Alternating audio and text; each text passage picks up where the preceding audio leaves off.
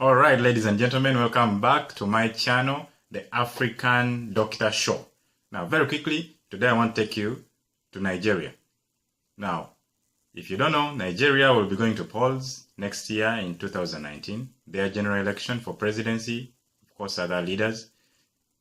It will be in 2019, around the month of February.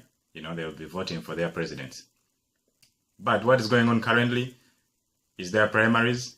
They do have several parties. The main parties are APC, those are the major parties, and PDP. But what is going on right now in their primaries, they started their primaries around August and October 2018, around this period. That's when it's still ongoing.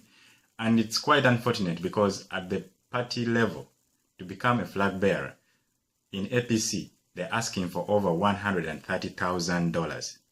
$130,000 just to get the party ticket.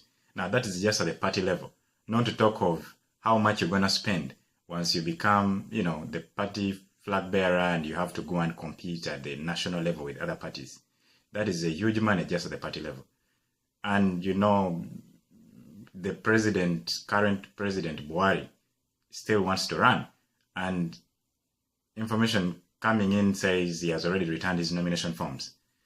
And they have been able to pay this money for him. He didn't pay this money himself. He has a caucus of, ambassadors, businessmen, those who really dine with him that have been able to push him back to office into becoming the flag bearer of the party. And these guys will definitely want their payback once he becomes president. And this is the reason why corruption will keep on moving. Coming in and out, you're in the vicious circle of corruption because you have people who are pushing you, paying for your, nominations, paying for your campaigns, and they're expecting you to do something for them. Expect you to give them contracts, expect you to do favors for them. And this is the reason why we still have these problems in Africa of corruption, because it starts right from the grassroots and goes up to the national level, just like that. Now, PDP too, they are asking for over 100,000. So far, 13 candidates have returned their nomination forms. Of course, Saraki and Atiku, they are returning and they want to contest. And this is too much money because if you're talking of the whole community, the whole nation, they're trying to limit the number of youths who are running for these kind of positions. That's why they have a huge amount they're asking for, to put a limit, to the youth, the young generation. So you see how Africa is. It's unfortunate. The young generation is being stopped, limited, trying to bar them, create an obstacle so they don't come up to, stand with these older folks. Buhari is over 74 years. I mean, you've lived your time. Why don't you give a chance to the young people to come out and do something? During your time, you've done what you've done, but still a lot of things are lacking. The Naira has been dropping against the dollar. During your time, you look at the, oil and gas prices, they have been going up. I mean, a country like Nigeria where you have oil as a natural resource, you would expect that the prices for, gas and petrol would be minimal. But it's surprising they're high. I mean, how can you be born in a rich family and you're living like, a poor person? It's quite embarrassing and annoying. All these things that governments are doing, we need to wake up Africa. It's really not a good thing for us. Let me take you to Zambia.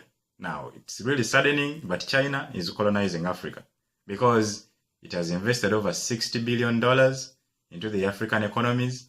And what is going on currently is that every country that is defaulting on these loans and grants, they're taking the government properties, they're taking the government companies.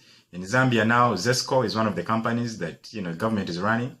It provides energy, electricity and their light. But what's going on is that the Chinese government has taken over the company. They are now running the company for them because they have defaulted on how, the loan they were given to pay back. They failed to pay back. And what is alarming is they're recruiting Chinese citizens in the Zambian police. Can you imagine a Chinese local man, Chinese patrolling your local area in Africa? I don't understand what's going on in Africa. It's quite unfortunate. And as African young people, we need to rise up against all this. China is taking over Africa. They are using even Chinese in African schools now. They're teaching this African language. This Chinese language in Africa. I'm going to drop for you a video after this. Take a look at what is happening in Zambia, about the Chinese government and what's going on in terms of taking over the roads. They took over a main road in Zambia. This is a road that existed since independence, since Zambia got its independence. But these guys have taken it over and they're branding it a Chinese road. I'm going to drop a video for you to show you the evidence of what is going on in Zambia. As for now, I request you to subscribe to our channel so that you keep on following the community. Let's grow our community to be able to at least stand up and diagnose these African issues and find a solution to these African problems. All right. Thank you for watching and stay tuned as I drop for you the video. And don't forget to subscribe and click the bell over there so that you'll be the first to catch up with our videos whenever we drop them. Thank you for watching. We are by Ali Kinkata Road, just near the mass media. Now, you can come and see here.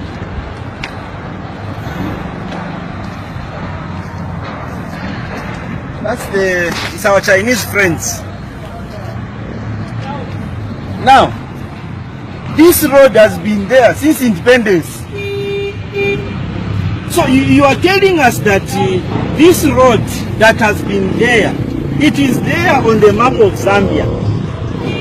Huh? The Chinese will come today and you put them on and cross the road. Now, look, the road is closed. But I think there's something wrong with our government. There is something drastically wrong. And if we Zambians are not waking up, tomorrow we will find ourselves foreigners. How do you close Ali Kinkata Road? You are telling me that all these years, this was a wrong road. And the president doesn't stay far from here. You close the road.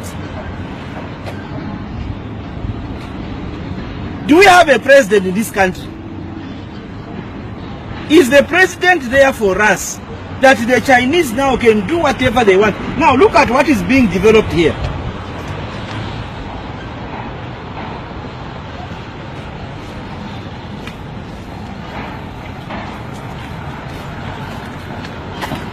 So if the Chinese can be closing roads, this is a problem. I don't understand what the Chinese have given us. They have bewitched us.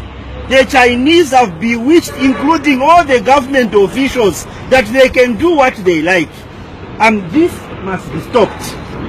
There's just no way you can do this kind of thing.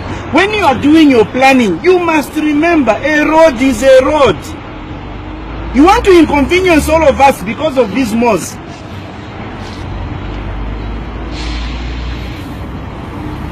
No, you are really dealing with us. And for the citizens, this is the price we are paying for voting with our stomach. Next time, let us vote with our heads. Otherwise, the whole country will be gone. It's a challenge. Look at it now. You can see. They even put it where the road is. Look at the Chinese ways. You see what they have done? They have used Chinese ways so that they confuse us. Do we even know what this means? On our road, can you see? From the road here. This is the road. And where the road ends. This is where the road ends. And what you read is Chinese. We don't know what this means. Whether they are saying Zambia nimevipuwa stiziva. Maybe that's what they mean. That we Zambians are fools. They can even close the road. The Chinese, we are telling you, watch your space. 2021 is coming.